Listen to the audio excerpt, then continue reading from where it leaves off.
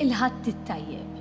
Illum 14 ta' Novembru, it-33 ħadd ta' żmien ta' matul is-sena. Nilqakom għal din il-qudiesa mill-Konkatedral ta' San Ġwan immexxija mill-Arċisqof Charles Scicluna fl-okkażjoni ta' Jum it-Tifkira fejn qed infakru t-tmiem tal-ewwel Gwerra Dinjija u nsellmu l-vittmi tal-gwerer kollha madwar id-dinja.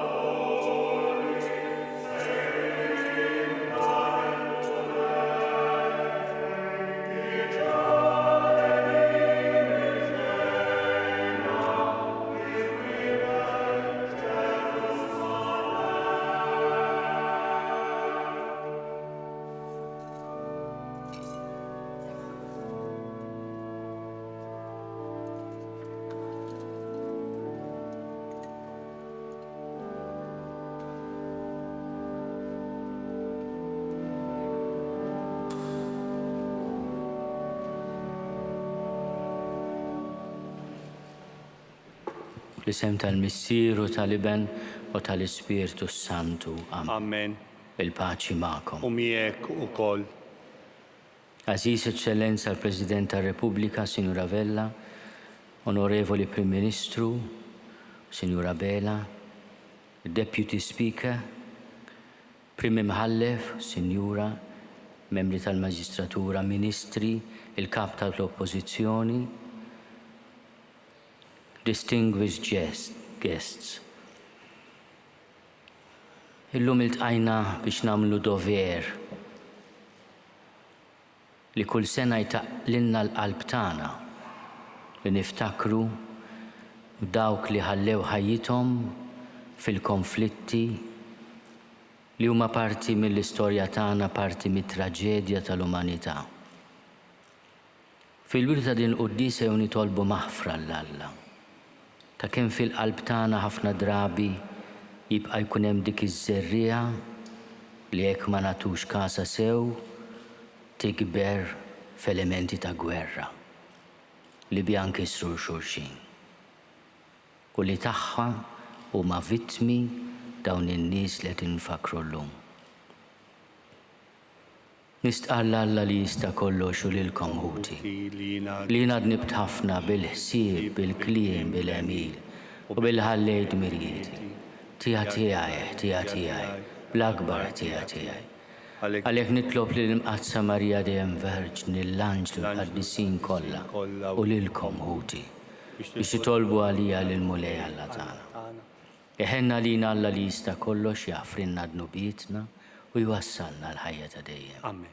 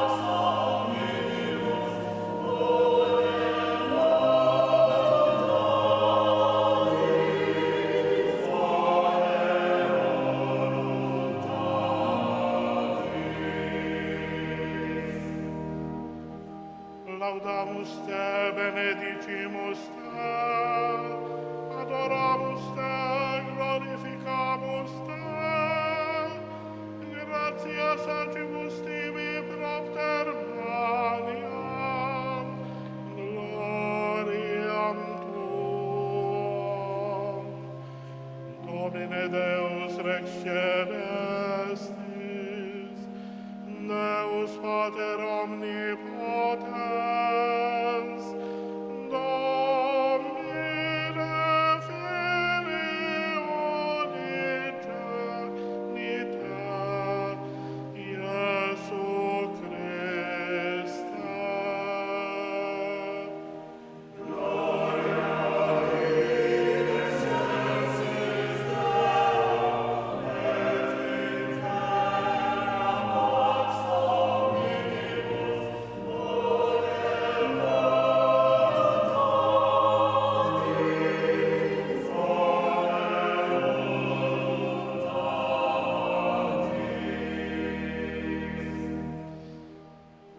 Domine Deus anius Dei, Filius Patris, qui tollis peccata mundi, miserere nobis,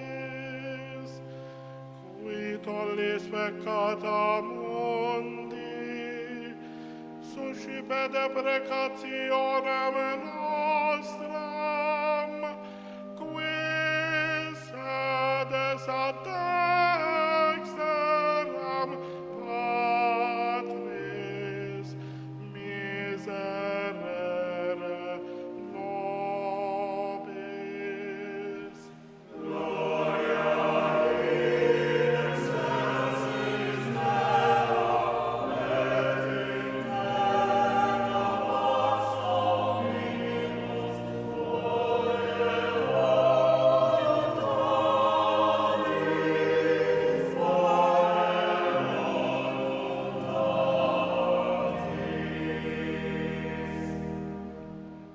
Quoniam tu solus sanctus, tu solus Dominus, tu solus altissimus, Iesu Christe,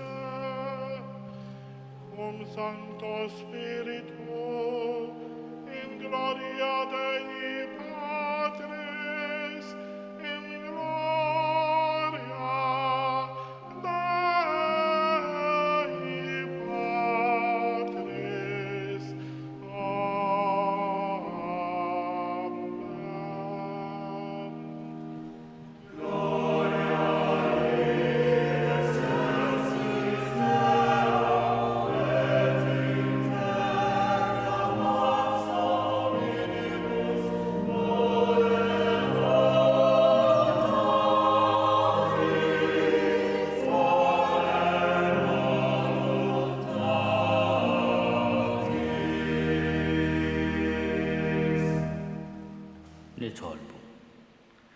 Nitolbuk mulej Alla tagħna għatina li dejjem inġarbu l-ferħ tar-rabta tagħna miegħek.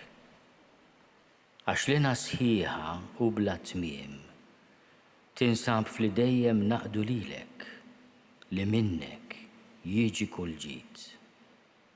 Bibnek Ġesu Kristu Sidna li hu Alla u miegħek jgħixu jsaltan fl-imkien mal-Ispiritu Santu għal dejjem ta' dejjem.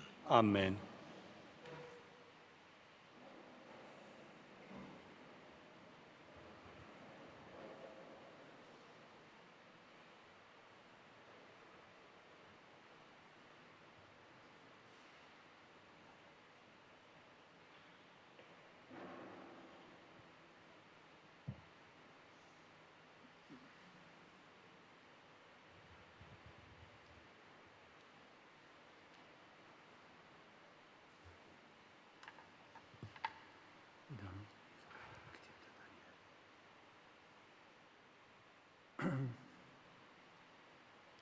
L-ewwel qari mill-ktieb tal-Profeta Daniel.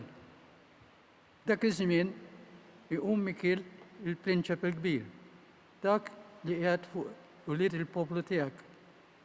Imbagħad jiġi żmien ta' għawġ li qatt ma jkun der ieħor bħalu. Minn mindu ġens kien ġens sa dak iż-żmien. Imma jkun żmien li fih il-poplu tiegħek jinħeles. Dawk kollha li jkunu stabu miktuba fil-ktieb. U ħafna minn dawk li huma rieda fit-trab tal-art jistempħu min għal ħajja ta' dejjem u min għal għajb u l-istmerrija għal dejjem. Il-bnedmin bil-għaqal ikollhom fuqhom dija bħal dik tas-sema. U dawk li jkunu waslu il-ħafna fis-sewwa jkunu jiddu bħal kwiekeb għal dejjem ta' dejjem.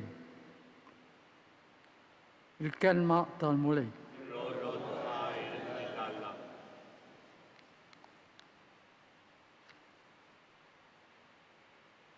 Salm sponsorjali.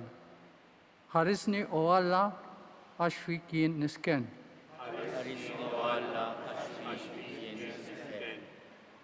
Mulej, int sibt is-sem tal-wirt u r-risq tiegħi. Inti żomm f'idejk xortija. Inti inżomm il-mulej dejjem qudiemi għax bih fl-iminti qatt ma nitħarrek. Ħarisni u Alla għax kien Ek tifraħ qalbi u titħenna ruħi u ġismi kol jistreħ fil-kwit. Għax int ma tlaqnix fil-imwiet, ma tħallinix il-maħbub tijak jara l-qabar. Ħarrisni u Alla għax Int tallimni t-triq tal-ħajja, hemm il-milja tal-ferħ qudiemek, hemm l-għaxqa għal dejjem fl-imintek. Ħarrisni u Alla għax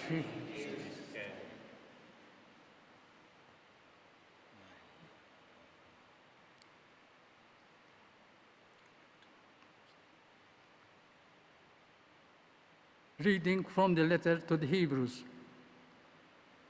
Every priest stands day after day at his service, offering again and again the same sacrifices that can never take away sins.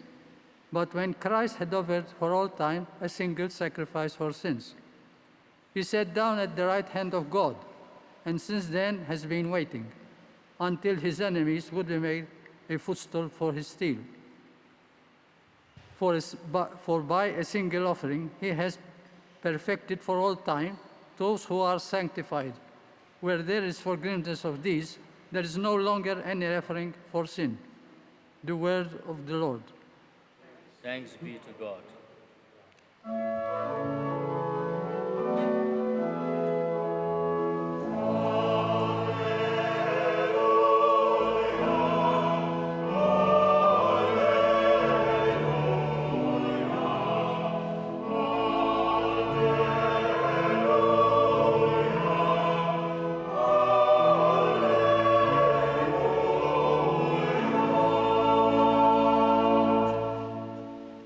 Be vigilant at all times and pray that you have the strength to escape the tribulations that are imminent and to stand before the Son of Man.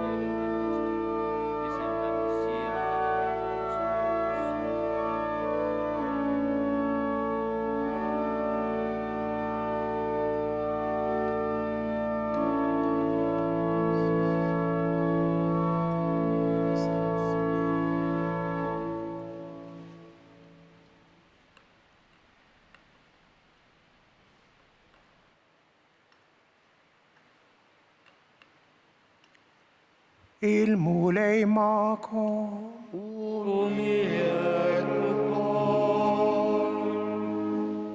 Ari mill-Evangelium għaddes kont San Mark. Gloria lilek,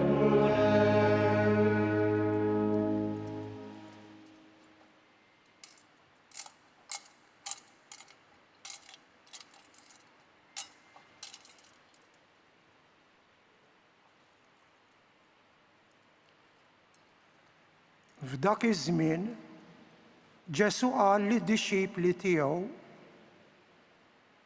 wara jiem ta' dwejja kbar ix-xemx tiddallam, il-qamar jitlef id-dija tiegħu, il-kwiekeb jibdew jaqgħu mis-sema u l-qawwiet ta' smewwiet jitqalbu.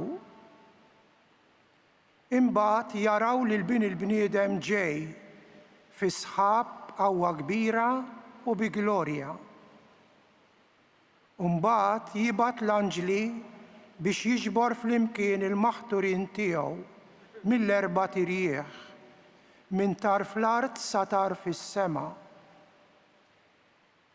Mis-siġra tat-tin tal-mudin il-parabola. Meta l-fera tagħha tirtab u tarmi l-weraq, intom tintebħu lis-sajf fil-qrib.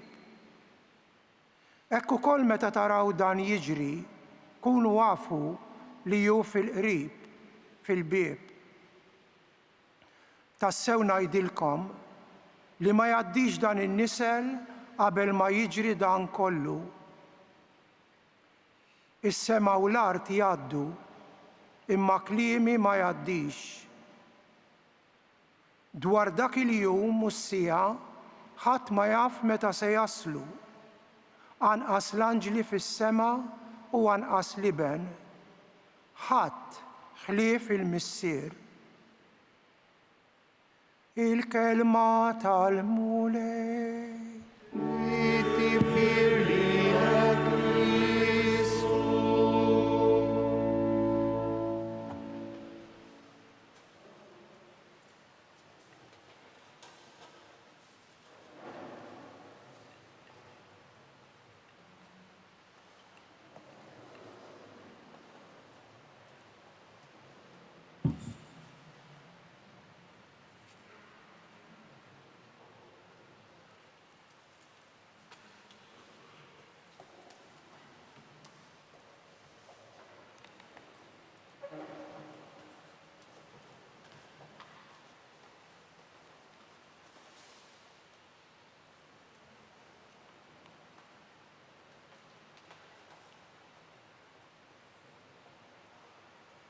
Is-sema u l-art jgħaddu,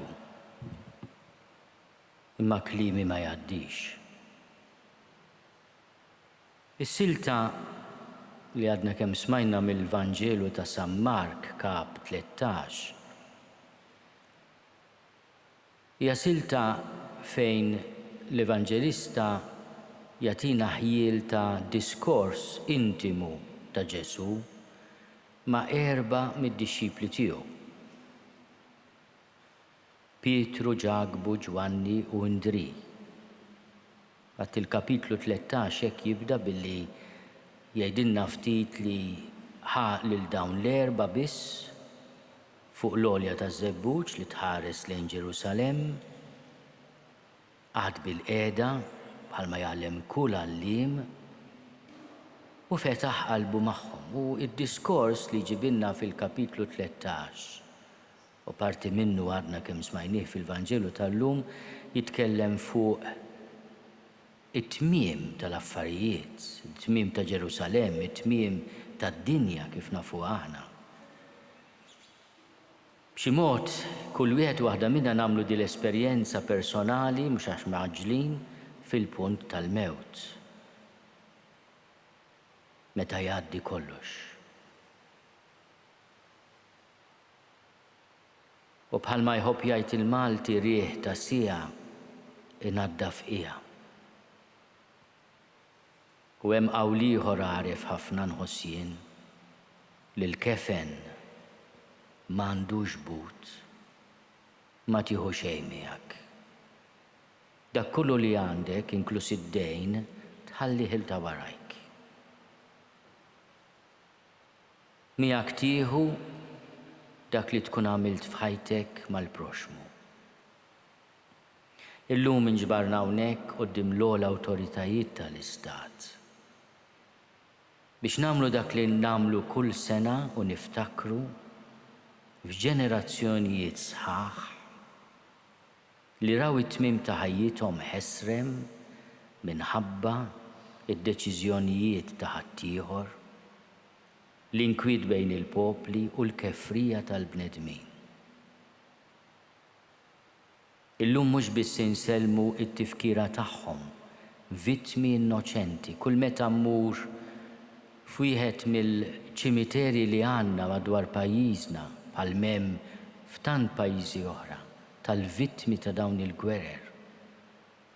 Qalbi tingħata sar meta nara kemm kienu żgħażagħ, ta' età tenera, 18-il sena, 19-il sena, 21 sena, 25 sena. Ġenerazzjonijiet li fis-seklu 20 inqerdu. L-umanità stess bdiet teqret lilha nnifisha. U għaliex? U minn fejn ġie da kollu? Jekk il-mulej fil-Vanġelu tal-lum li huwa l-aħħar wieħed qabel niswiċċaw is-sena liturġika l-ħadd li ġej bil-festa ta' Kristu Re, ikellimna fuq it-tmiem tal-affarijiet biex jgħallimna kemm hi prezzjuża il-ħajja. Għaliex jekk kollox jgħaddi, imma sakemm jgħaddi, jien għandi d-dover, ir-responsabilità u l-ferħ li nagħmel dak kollu li nista' biex ħajti tkun ħajja ta' nies li ngawdija ma naħraqiex. Mhux dak li nippruvaw nagħmlu lil uliedna taqax fil-vizzji biex ma teqritx ħajtek, biex ma temmiex ħesrem. Imbagħad ikun hemm minnhom li jintbagħtu għall-qatla mill-istat stess. X'meta taqra it-traġedja tal-konflitti mondjali li kellna fis-seklu 20, imma anke konflitti oħrajn, tan żgħażagħ li minħabba ir-radikalizzazzjoni li ssirilhom, il-brainwashing li jsirilhom, minflok isiru messaġġiera tal-ħajja, isiru strumenti tal-mewt. Xi traġedja din li aħna l-bnedmin għadna niżeraw il-mewt. Minflok nippromovu l-ħajja. U kemm hija qlija dik it-talba li jagħmel is-Salm 15. Int tallimni it-triq tal-ħajja. Mhux it-triq tal-mewt. It-triq tal-ħajja. Waqt li llum inselmu ġenerazzjonijiet sħaħ ta' żgħażagħ, mhux tal-bieraħ, imma anke tal-lum, li nqattlu, li jiġu feruti b'mod permanenti, diżabilitati b'mod permanenti, fil-konflitti li ħolqu aħna l-bnedmin. Aħna l-bnedmin. Bin-nuqqas ta' ħila ta' dialogu, bir-reba għall-art ta' ħaddieħor, bl-inġustizzji soċjali li huma l-erq tal-konflitti, bin-nuqqas ta' ġustizzja fit-tqassim tal-ġid tad-dinja, bl-effetti dak kollu li huwa it-kasbir tad-dinjità tal-bniedem, l-isfruttament makabru tar-riżorsi tal-art biex jistanew il-ftit u jibqgħu bil-ġuħ il-miljuni. Dan huwa l-erq tal-gwerra. U aħna meta nfakru l-vittmi tal-konflitti, meta npoġġu l-kuruni quddiem il-monumenti, irridu niftakru f'dik il-mistoqsija ċkejkna imma essenzjali. Jien x'għandi nagħmel? Nisma' lil min jgħallimni triq tal-ħajja, mhux l-isqaq mudlam tal-mewt. U allura l-għażliet tal-politiċi tal-lum u tal-ġenerazzjonijiet ta' għada jridu jkunu għażliet favur il-ħajja mill-bidu sal-aħħar. Għax mhux il-gwerra biss hija strument tal-mewt. Imma tant għandna żarrijat fil-qalb tagħna li jiżiraw il-mewt.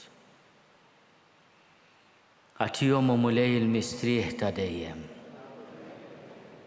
jistrieħu fis-sliem.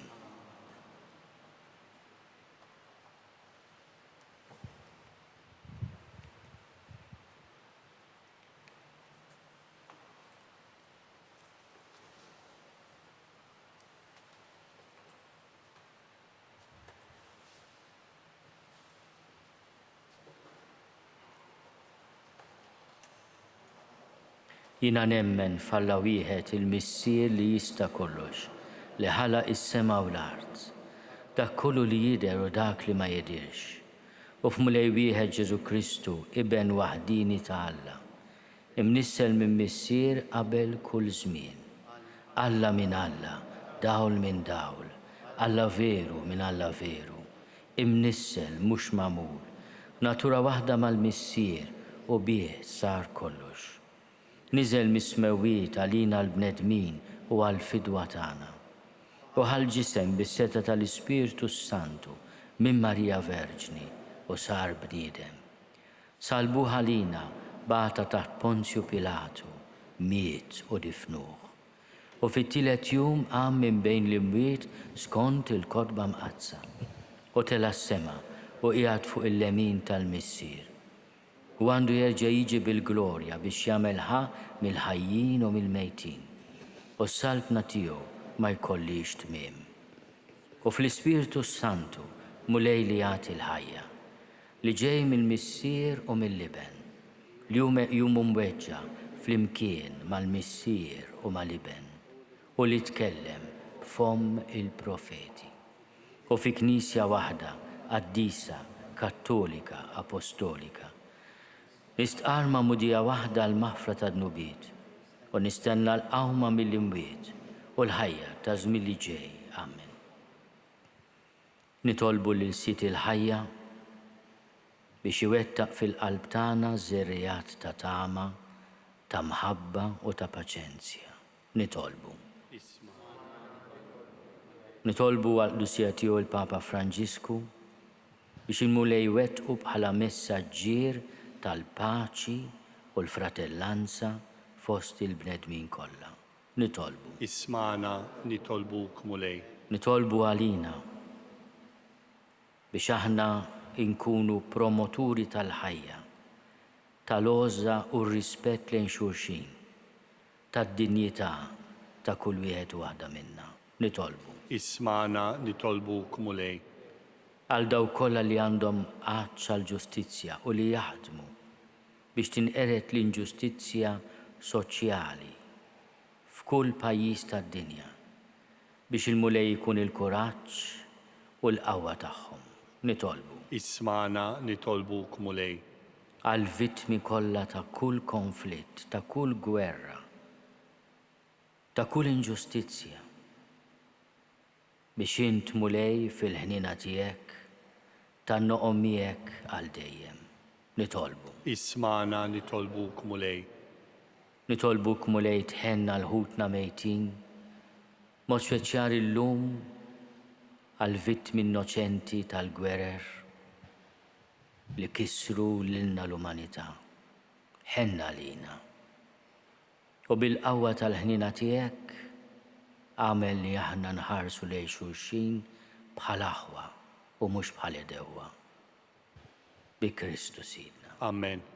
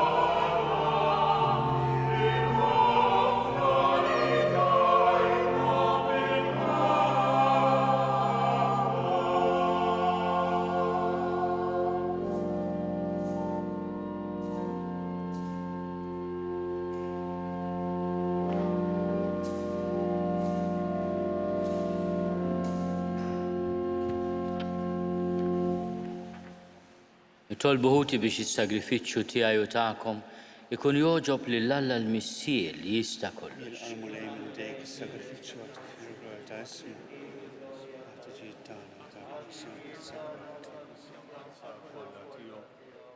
Atina mulej li s-sagrifiċċju li sejrin noffru lil kobor tiegħek jaqlanna l-grazzja li nkunu fidili lejk u jiksbinna l-frott tal-ena ta' dejjem bi Kristu Sid. Amen. Il-mulej ma'kom. U miegħek ukoll. Nerfgħu lubna l-fuq. Nerfgħuhom lejn il-mulej. Niżuħaj lill-mulej Alla tagħna. Hekk sewwa xieraq.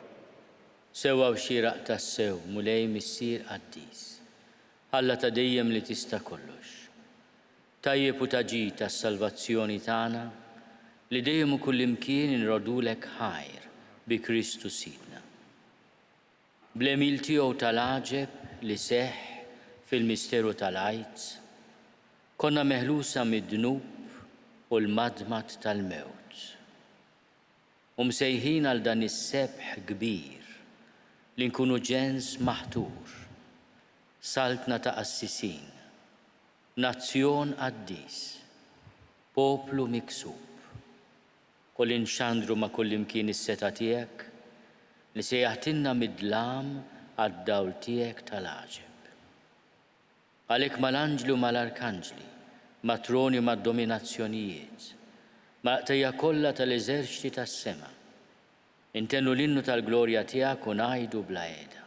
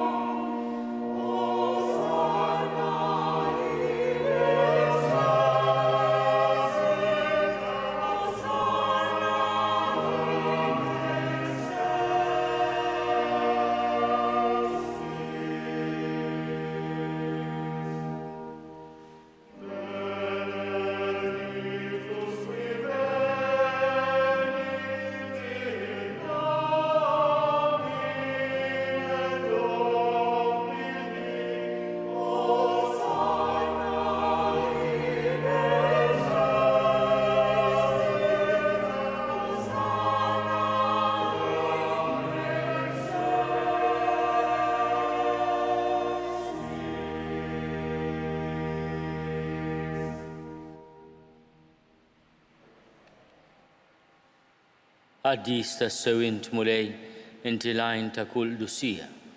Għaddis għalhekk nitolbuk dawn l-offerti bil-barka tal-Ispirtu tiegħek biex isiru għalina il-ġisem u d-dem ta' Sidna Ġesu Kristu. Li meta kien se jingħata biex minn rajħibati ħal ħobs rattil ħajr qasam tal id-dixxipli tiegħu u qal: Ħudu u kulu l-koll minn dan, għax dan huwa ġismi li jingħata għalikom.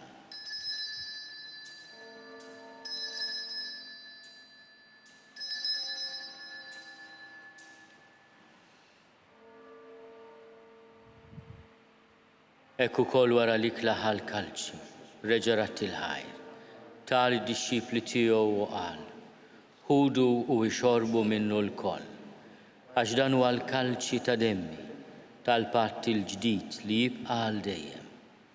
Id-dem li jixxerret għalikom u għall-bnedmin kollha għal maħfra ta' dnubiet.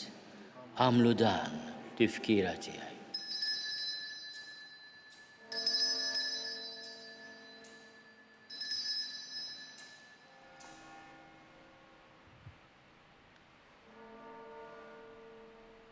Dan hu l-misteru tal-fidi.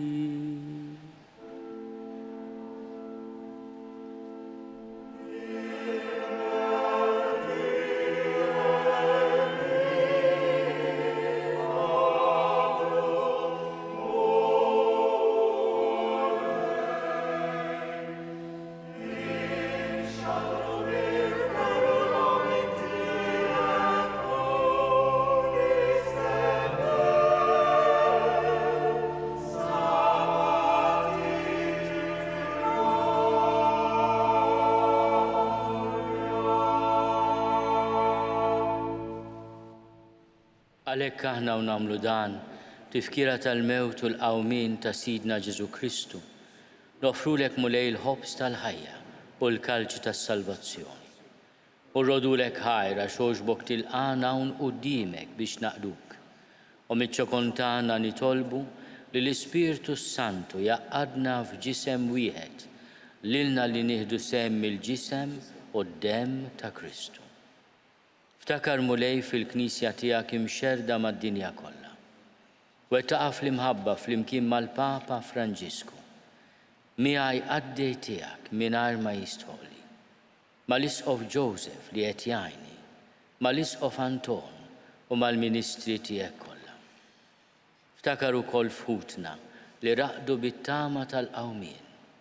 Ftakar fil-mejtin kollha. Daħħalhom quddiemek fid-dawl tas-sebħ tiegħek.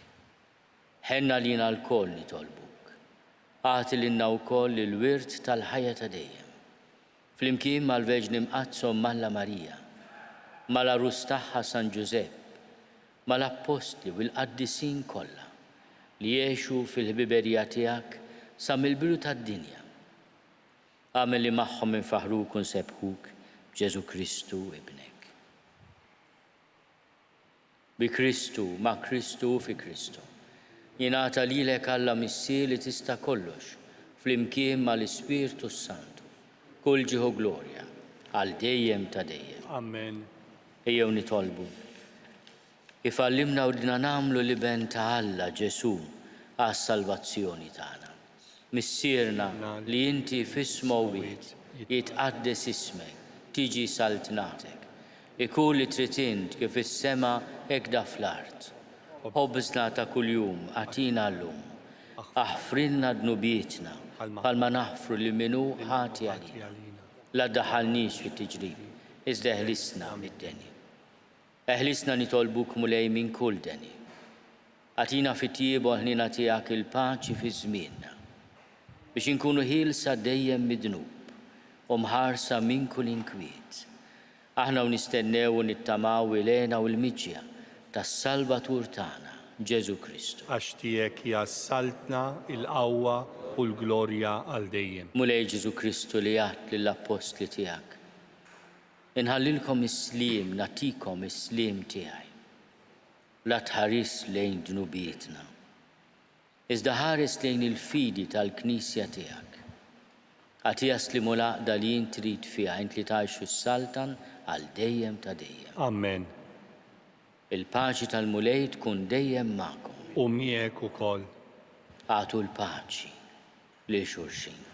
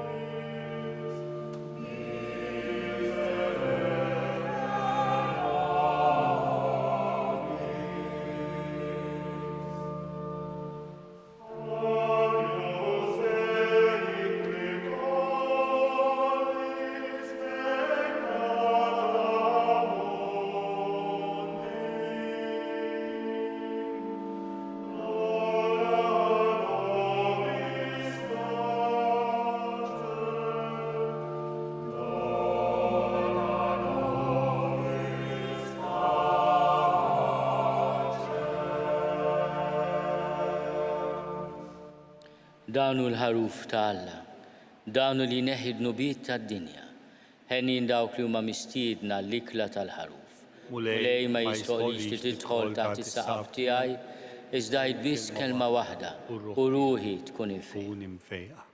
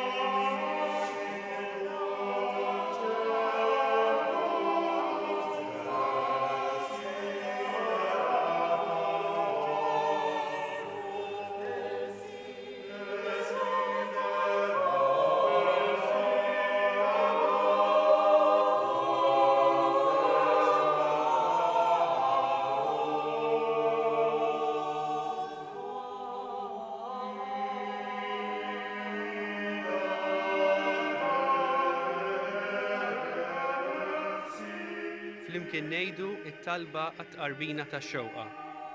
Ġesu, jiena nemmen li inti tinsab ta' bilħaq fis-sagrament tal-Ewkaristija. Irrid inħobbok fuq kollox u fuq kulħadd. Inti taf li nixtieq nirċevik ġewwa fija. Imma ġala darba bħalissa ma nistax nilqek ġewwa fija sagramentalment, nitolbok li tiġi fija spiritwalment. Ejja għandi, Ġesu tiegħi, biex jiena niġi għandek. Ħeġġiġni bl-imħabba għalik, biex f'ħajti u f'mewti jiena nemmen fik, nitma' fik u nibqa' nħobbok għal dejjem.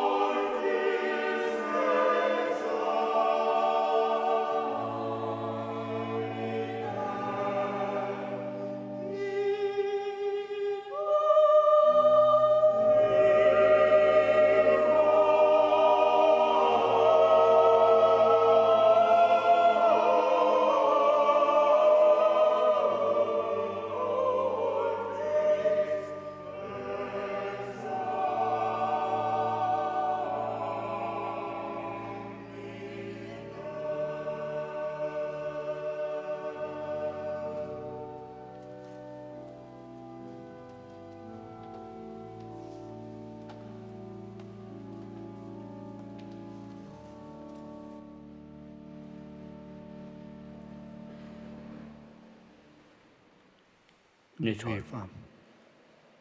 Ħadna mulej id-don tas-sagramenti mqaddes, bl-umiltà kollha nitolbuk biex dan is-sagrifiċċju li jibnek ordnalna nagħmluh b'tifkira tiegħu ikun jiswielna biex nikbru fl-imħabba. Bi Kristu Sidna. Għatihom mulej il-mistrieħ ta' dejjem, Dawl ta' dejjem jiddililhom. jistrieħu fis-sliem. Amen.